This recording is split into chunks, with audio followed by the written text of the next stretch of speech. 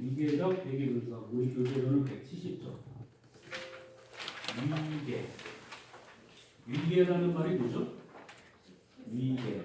위에서부터 아래로 뭔가 층이 있다는 거죠.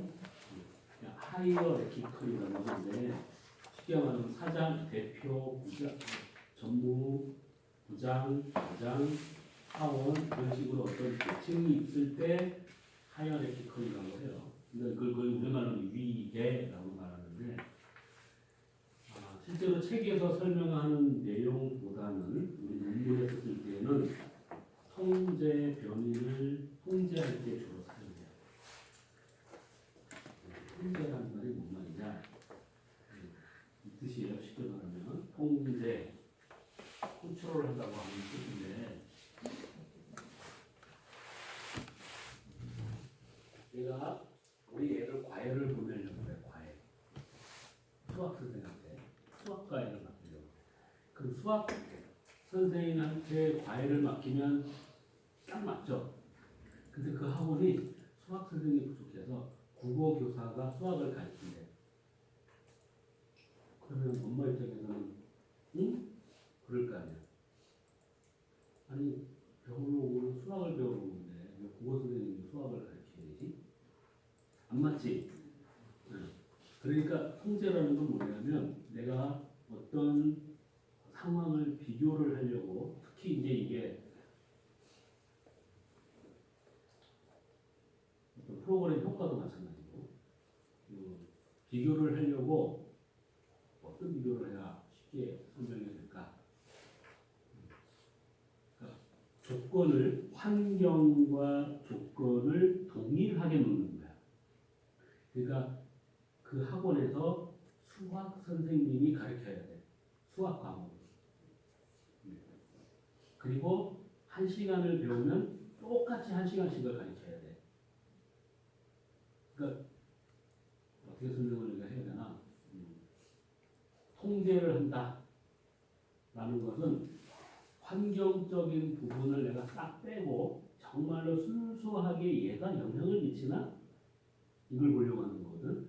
내가 수업 성취도를 보려고 하는데 수학이라는 과목의 성취도를 보려고 해. 예를 들어서 우리 반 이렇게 가정했을 때 우리 반 학생들의 수학 성취도를 과외를 하기 전, 과외를 한 후 이렇게 보려고 한단 말이에요. 예를 들어서.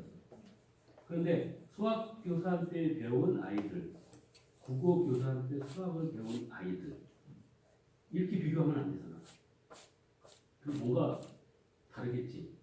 그 다음에 똑같은 수학 선생이긴 한데 수학 교사이긴 한데 수학 교사 A, 수학 교사 B 이렇게 달라도 비교가 하긴 좀 예민하지.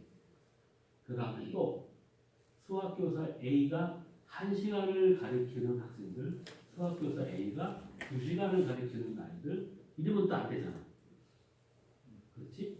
그래서 어떤 성취도를 놓고 본다면 모든 조건을 동일하게 놓아야 된다는 거예요. 같은 수학 선생이 같은 시간에 가르쳐야 된다는 거지. 그랬을 때 성취도를 전후를 비교를 해서 그렇다면 성취도가 올라갔다 내려갔다를 비교할 수 있게. 그게 통제야.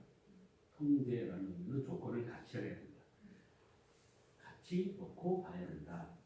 그러면 이제 통계에서는 어떤 거를 쓰느냐면 위계적 회계 분석을 통해서 통제 변수를 쫙 넣어주고 그 다음에 내가 실제 보려고 하는 것들을 보는 거야.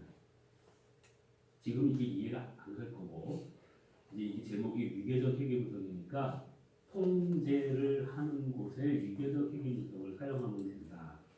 우선 이렇게 메모를 잘 해놓고 우리 교재에서는 그 얘기를 안 해. 그럼 그 얘기는 어디서 하냐면 뒤에 더미 변수에 가면 해. 더미 변수가 원래 그걸 해주는 거예요. 우선은 해보자고. 자, 위계적 회계 분석 우리가 170쪽을 펴고 170쪽을 펴고 자, 주체해야 되겠지? 위계적 회계 분석은 다중 회계 분석의 일종이다. 다중 회계 분석 그러면 독립변수가 여러 개가 들어간다. 느낌이 오지?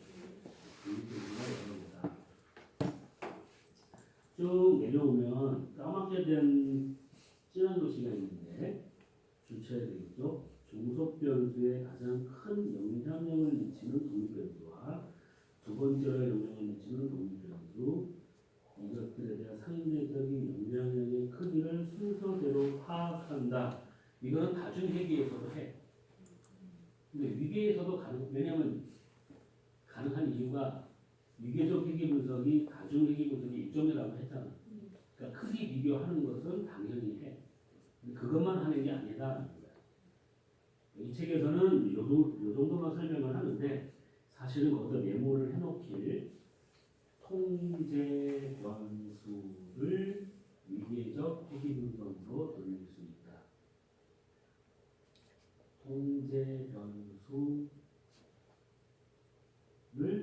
위계적 회계 분석으로 돌릴 수 있다. 나중에 내가 이제 논문 쓸 때 그 말이 이 말이구나 라고 이제 알 때가 올 거야. 지금은 그건 아니고. 그리고 이제 위계적 회계 분석은 돌리는 방법은 똑같기 때문에 이렇게 돌린다는 건 알고는 있어요.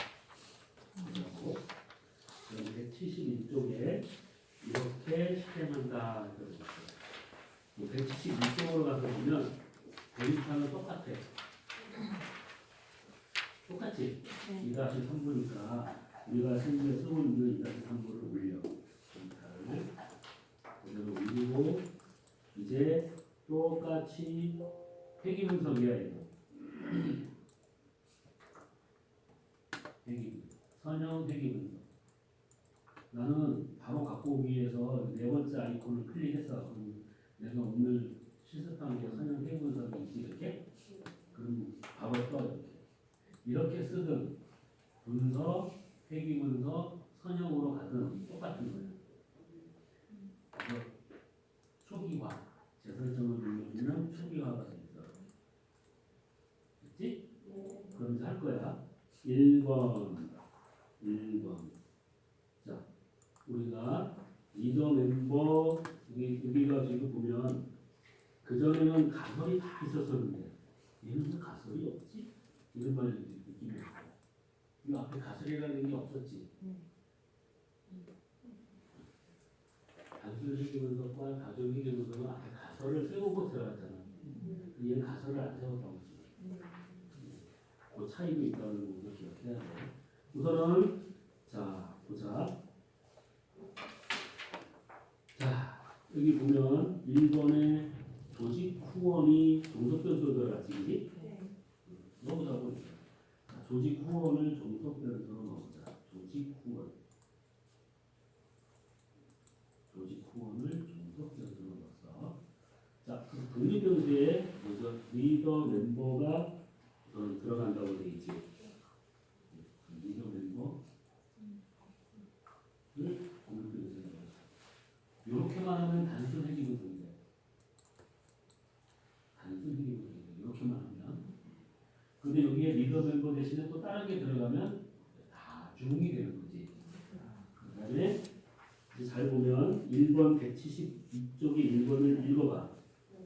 자, 여기서 분석할 유계적 회계 분석의 독립변수는 리더 멤버 교환 관계, 분배 공정, 절차 공정, 상호, 거래 심리, 관계 심리, 이야기다.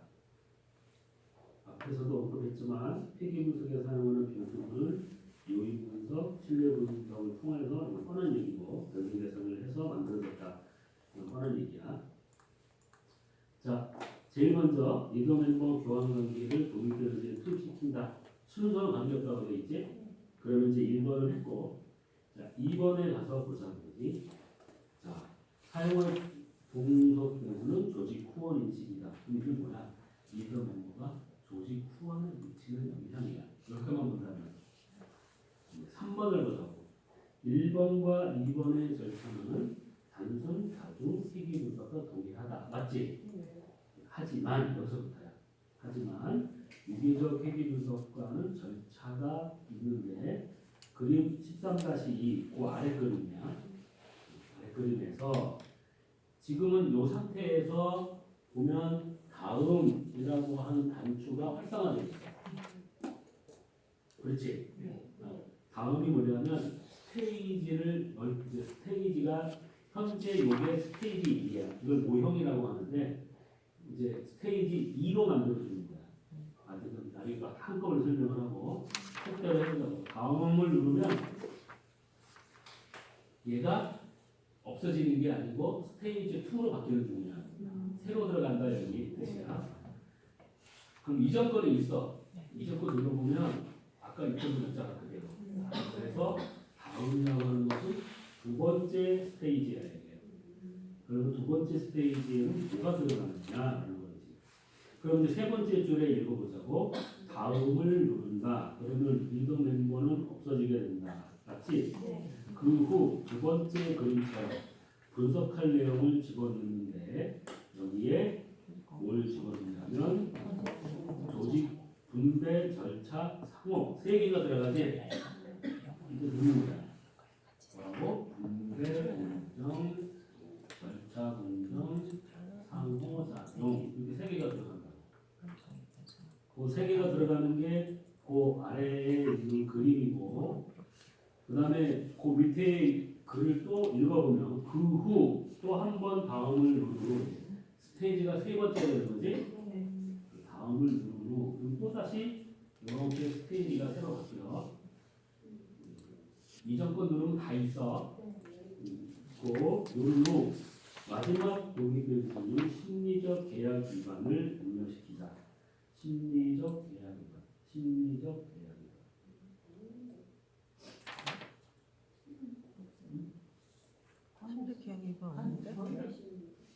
심리적 계약 위반의 하위 요인은 거래 심리, 관계 심리, 맞지? 거래 심리, 관계 심리 집어넣고, 그러면 독립변수가 세 번 됐다라고 쓴다고 그랬지. 그 말이 현재 그 밑에 있는 말이 이 말이야. 스테이지가 세 번이라는 뜻이 아닌 거지. 어쨌든 스테이지는 모형이라고 생각해도 돼. 자, 배웠다는 것이다. 페이지를 넘기고 그러면 이제 4번 통계량을 클릭하자. 통계량을 클릭하고 이 통계량에서 뭐를 체크해야 되냐? 너비나스과 공성성 진단. 공성성 진단은 왜 체크했을까? 겹치는 것. 그렇지. 독립변수가 겹치는 것. 다중회귀의 일종이라 2개 이상 들어가면 공성성을 체크한다. 그 다음 계속을 눌러주고 다 끝났어 이제. 그 다음에 확인을 눌러주면 분석 결과가 뜬다. 나와 있지? 자 이제 분석 결과가 뜨는 중입니다. 화면을 보면 스테이지가 모형이라고 봐도 돼. 여기 모형이라고 뜨니까 모형이라고 써. 첫 번째는 리드 멤버만 들어갔지. 두 번째는 요거 3개 들어갔고, 세 번째는 2개 들어갔지. 오케이. 그 다음에 뭐 각각의 모형들마다 이렇게 달라. 다르지? 더비너스 값이 최종적으로 있다는 거고. 그 다음 여기 보면 분석 여기에 지금 모형이 다 적합하다는 뜻이라고 생각해도 된다고 그랬지? 중요한 건 밑에 거야.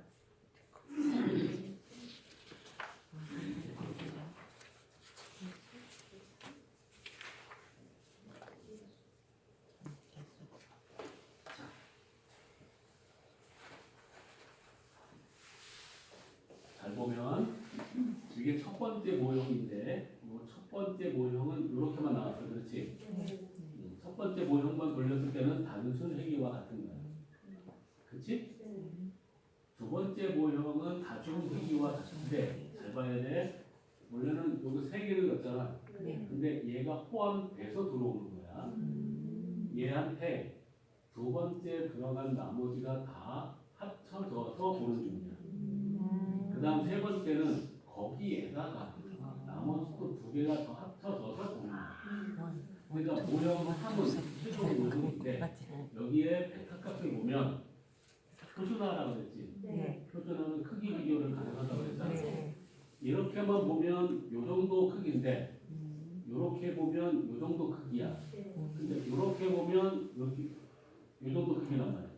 그러니까 뭐가 추가가 되느냐에 따라서 다 변하지. 굉장히 작아져. 그래서 최종적으로는 이렇게 넣었을 때 어떤 부분이 가장 영향을 미치나 하고 볼 수 있다는 거지. 감기심리. 다중회기도 크기 비교를 할 수 있는 거지, 그렇지? 상호작용. 근데 여기까지는 다중회기랑 맞는 거야. 아니다. 네. 근데 모형이 스테이지가 1, 2, 3으로 나눠지는 거는 다른 거지.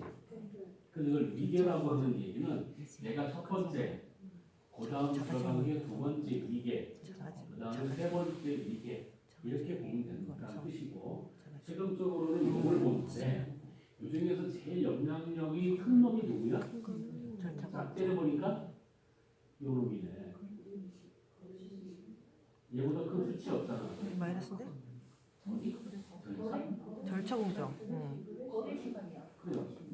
거리심리 마이너스 아니에요? 마이너스도 절대값만. 절대값만. 크기는 절대값만. 아, 그러면 절차 거리심리. 그럼 얘가 가장 영향을 많이 미치는 요인이 되는 거고, 그 다음에 절차 공정, 그 다음에 분배 공정, 리더 멤버 이런 식으로 된다는 뜻이야.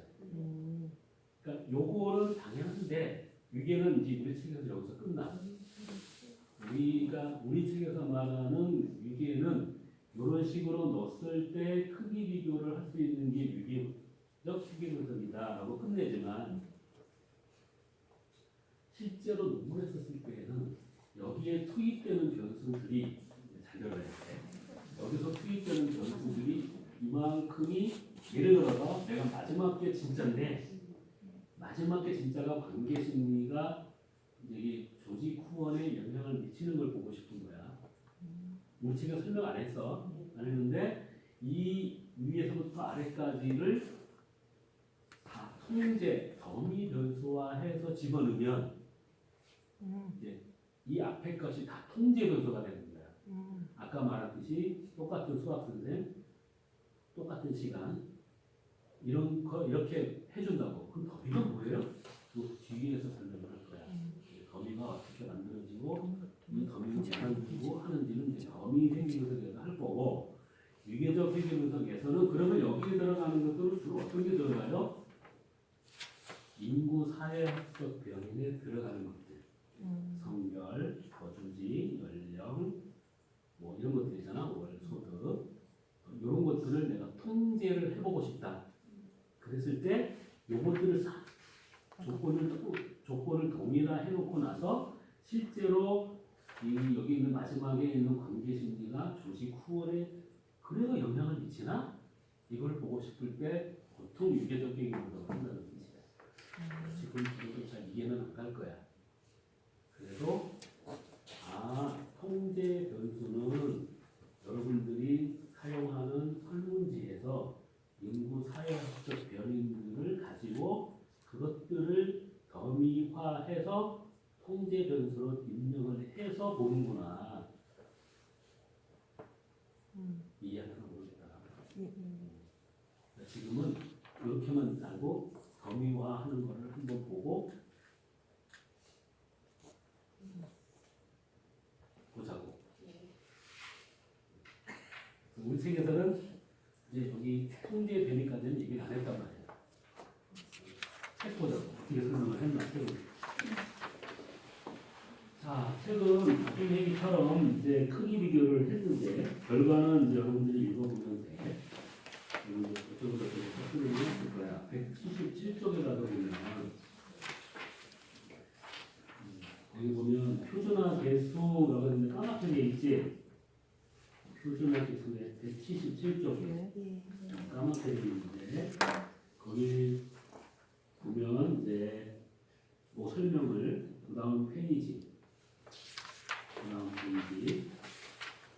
위계적 회계 분석에서 검증할 수 있는 가장 중요한 요소는 상대적 영향력의 평가는 다음과 같이 한다.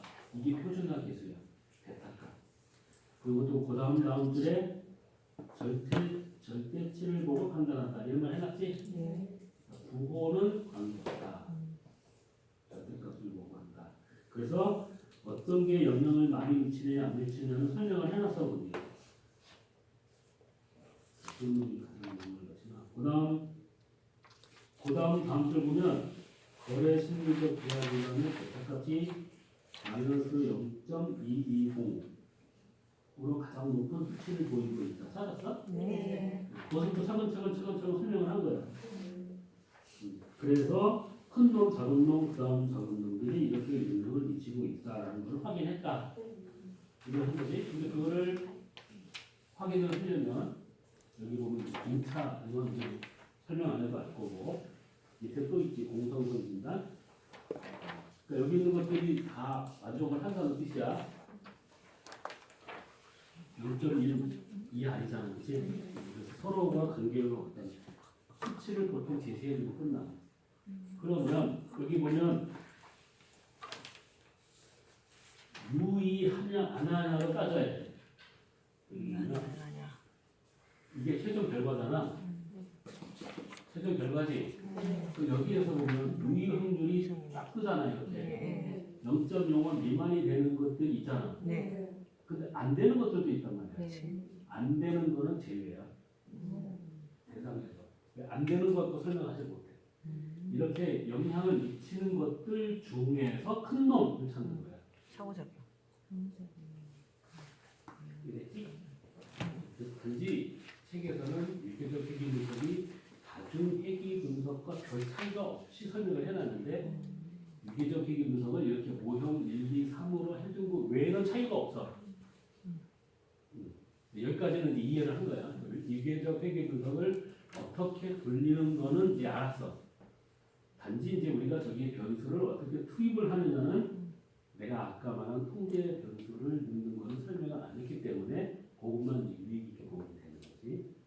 그래서 내가 나중에 물어볼 때 여러분이 논문 쓸 때 이 통계 변수를 어떻게 만들어요? 더미 변수화해. 그럼 어떻게 집어넣어요? 유기적 회귀 분석을 새로 봐. 그리고 더미 변수를 맨 앞에 놓고 마지막 모형에 가서 내가 보고자 하는 것을 집어넣으면 돼. 라고 했을 때 이제 그 말을 얼마나 이해하느냐 말이야. 네? 이럴 거야. 이렇게 말해야지. 아, 이제 메모했던 게 이거 아니구나. 이렇게 보게 될 거야.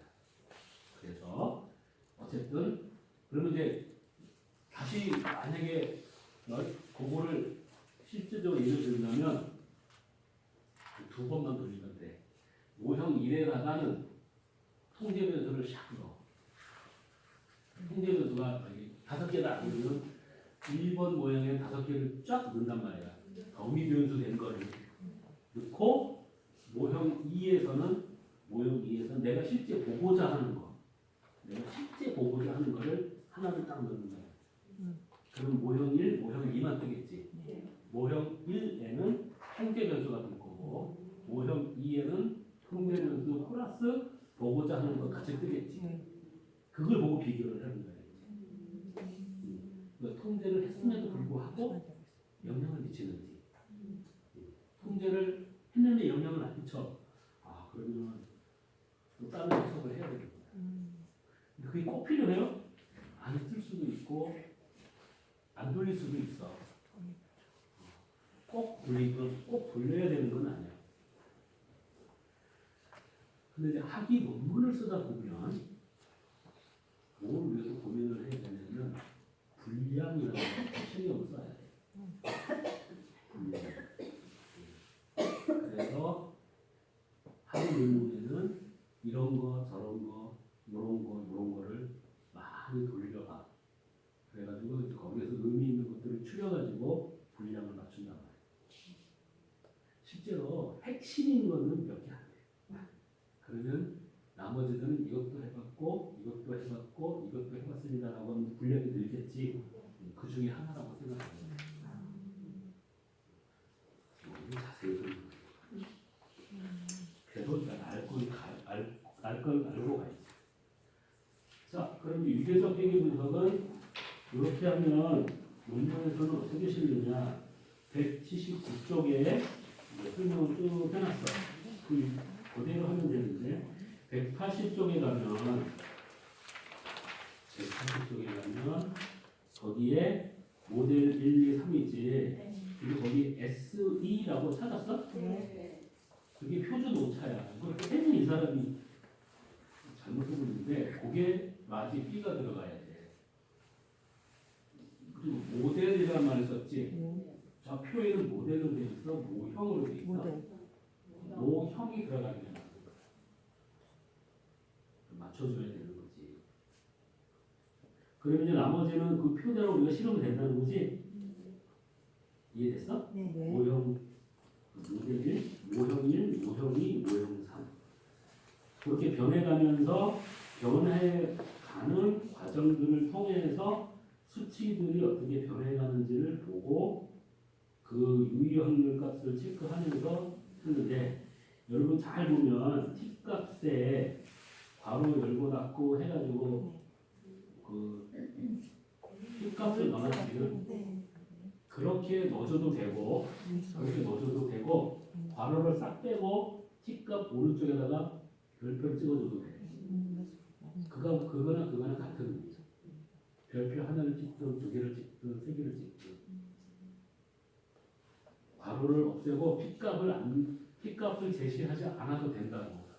근데 이 책에서는 P값도 제시하고 별표도 찍었지. 이중으로 찍은 거야. 굳이 그럴 필요까지 없다. 왜냐면 별표 하나만 찍어도 온 세상 사람들이 다 알아. 이거 0.05 미만이라는 걸. 별표 두 개를 찍으면 그 뜻이고 별표 세 개를 찍으면 그 뜻이기 때문에